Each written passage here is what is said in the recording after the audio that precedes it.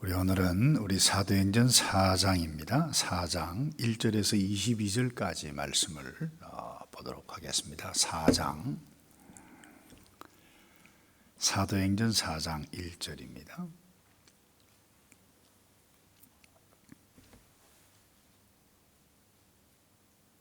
사도행전 4장 1절 사도들이 백성에게 말할 때에 제사장들과 성전 맡은 자와 사두개인들이 이르러 예수 안에 죽은 자의 부활이 있다고 백성을 가르치고 전함을 싫어하여 그들을 잡음에 날이 이미 저물었으므로 이튿날까지 가두었으나 말씀을 들은 사람 중에 믿는 자가 많으니 남자의 수가 약 5천이나 되었더라.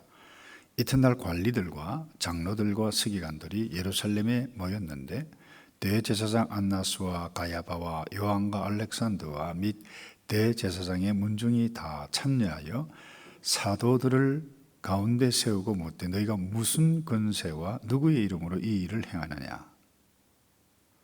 이에 베드로가 성령이 충만하여 이르되 백성의 관리들과 장로들아, 만일 병자에게 행한 착한 일에 대하여 이 사람이 어떻게 구원을 받았느냐고 오늘 우리에게 질문한다면 너희와 모든 이스라엘 백성들은 알라. 너희가 십자가에 못 박고 하나님이 죽은 자 가운데서 살리신 나사렛 예수 그리스도의 이름으로 이 사람이 건강하게 되어 너희 앞에 섰느니라. 이 예수는 너희 건축자들의 버린 돌로 서치 모퉁이의 머릿돌이 되었느니라. 다른 이로서는 구원을 받을 수 없나니 천하 사람 중에 구원을 받을 만한 다른 이름을 우리에게 주신 일이 없음이라 하였더라.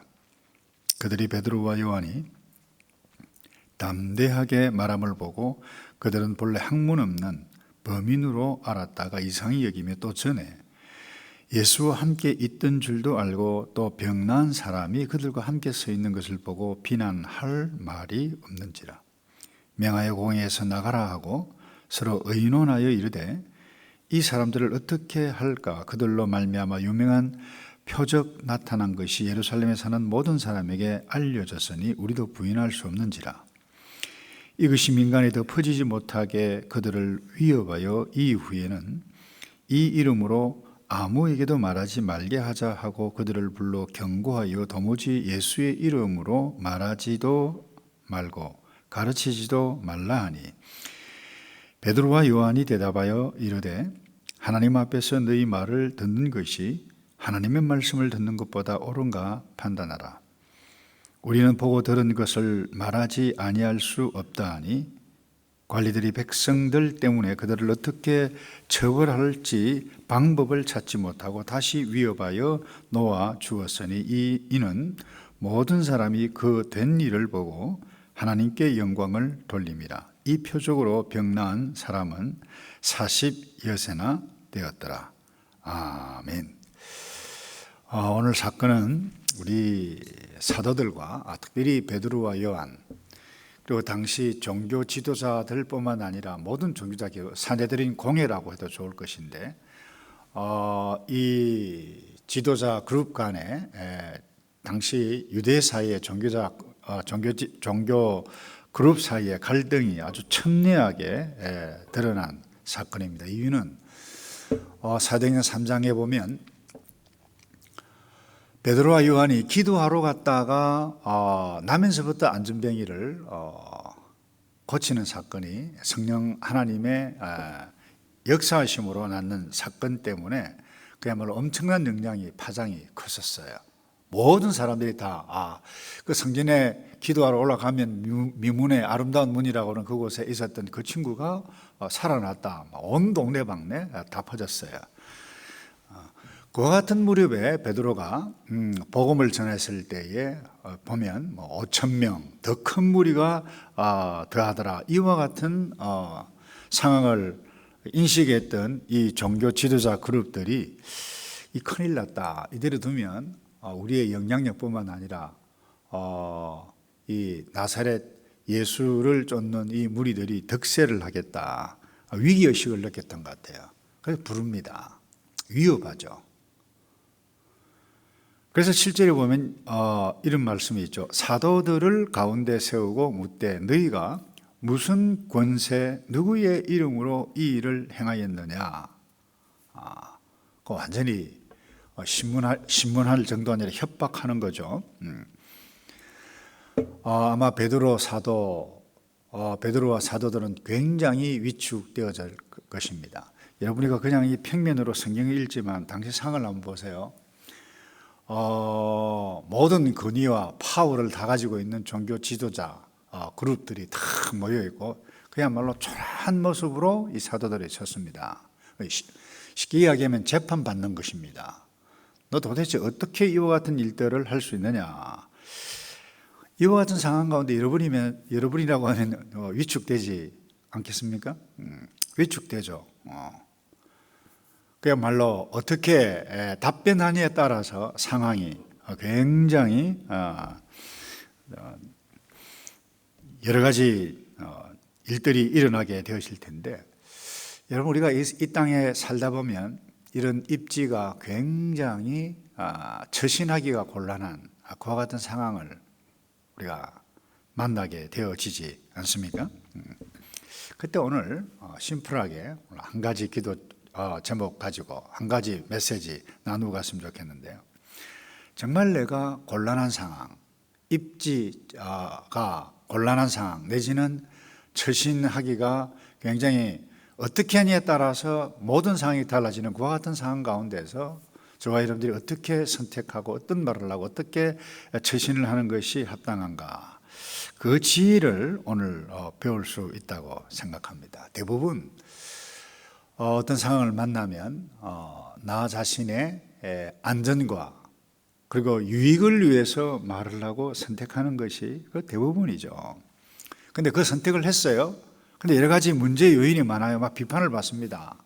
그 당시로는 어쩔 수가 없었다, 이렇게 반응을 하거나, 그렇지 않으면 하나님의, 때로는 그래요, 하나님의 이름을 들어서 빙자하는 거죠. 쉽게 이야기하면 그렇게 해서 하나님의 섭리 가운데 이렇게 되어졌다라고 결국에는 자기의 유익을, 자기의 안전을 위해서 말하지만 그와 같은 부분으로 나타날 수 있습니다. 정말로 솔직하게 모든 부분들을 정직하게 행해가는 것 쉽지 않다고 봅니다. 그때 베드로가 이렇게 이야기를 했어요. 이와 같은 굉장히 위기 상황에서 19절에 보면 베드로, 요한이 대답했는데, 우리가 하나님 앞에서 너희의 말을 듣는 것이 옳으냐, 아니면 하나님의 말씀을 듣는 것이 옳으냐. 그러니까 너희의 말을 듣는 것이 하나님의 말씀을 듣는 것보다 옳은가를 판단하라, 그렇게 선명하게 이야기를 했습니다. 아주 심플합니다. 무엇이 옳은가 판단해야 돼요. 이게 나에게 더 많은 유익이 있겠다, 안전이 있겠다, 나의 입장에서 보면 나에게 보면 내게 옳은 것이죠.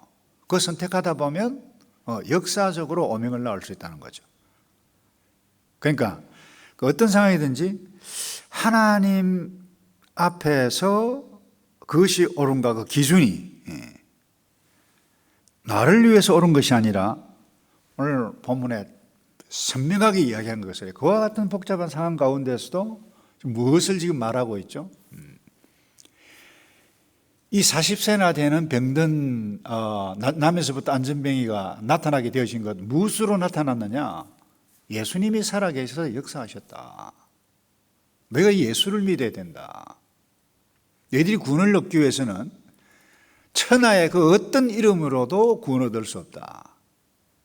예수 아니면 그 불가능하다. 그러니까 예수의 복음을 드러내고 복음의 영광을 위해서 그것이 기준이라는 것입니다. 다른 것 없어요.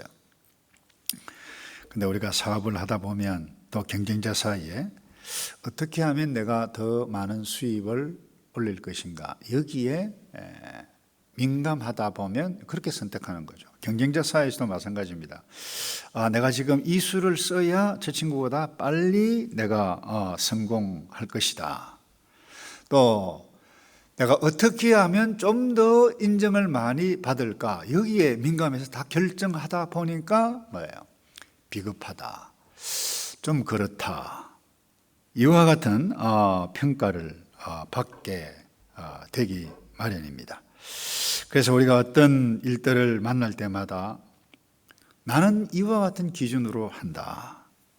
이게 굉장히 중요한데 다른 것 없습니다. 예수님이라는 거예요. 그 다음에 복음이라는 거예요. 그래서 예수님의 복음이 드러나도록 하는데 말을 하건 돈을 벌건 그 어떤 것을 하든 결국 남는 것은 성도들에게 마지막 남는 것은 예수 외에는 없다라고 하는 것을 꼭 기억했으면 좋겠어요. 그래서 11절 12절을 제가 다시 읽을게요. 이 예수는 너희 건축자의 버린 돌로서 집 모퉁이와 머릿돌이 되었다. 다른 이로서는 구원을 받을 수 없다. 여러분 사업가가 맨 마지막에 남는 것이 무엇일까요? 임종을 앞에 둔 사람을 한번 생각해 보십시다. 무엇이 남을까요? 성도이든 목회자든 사업가든 그 어떤 사람, 이 세상의 모든 사람들 남는 것은 결국 하나님 앞에 자기의 이름 그리고 살았던 인생인데 우리가 살면 얼마나 잘 살아요. 근데 예수 안에 있느냐 아니 예수 바깥에 있느냐 결국 이거예요. 그래서 예수 없이 살다 보면 우리가 실수할 수 있고 또 결국 그렇습니다. 이 땅에서 우리가 살아가는 가운데도 믿음이 있다 믿음이 없다 신앙이 있다 없다를 무엇으로 분별할 수 있을까요? 예수님께서 선명하게 말씀하셨어요. 그 나무에 열매를 보아 알지니 그렇게 말씀하셨어요. 그러니까 어떤 나무다 다시 말해서 예수님께 붙어 있는 그와 같은 인생이냐 아니냐 무엇을 볼 수 있느냐 삶의 열매를 보아서 은행을 보아서 알 수 있다. 돈을 어떻게 쓰느냐 어떤 민감한 상황 가운데서 어떤 선택을 하느냐 그것 보아서 알 수 있다는 것이죠. 그래서 내가 오늘 예수 붙잡고 예수님 말하고 예수님께서 원하시는 대로 선택하며 살겠습니다. 말을 하는 것은 쉽습니다만 실제로 그렇게 사는 것은 우리가 경험했다시피 쉽지 않습니다. 그래서 때로는 예수 믿고 예수 안에서 선택하는 것이 고난이 있고 고통이 있지만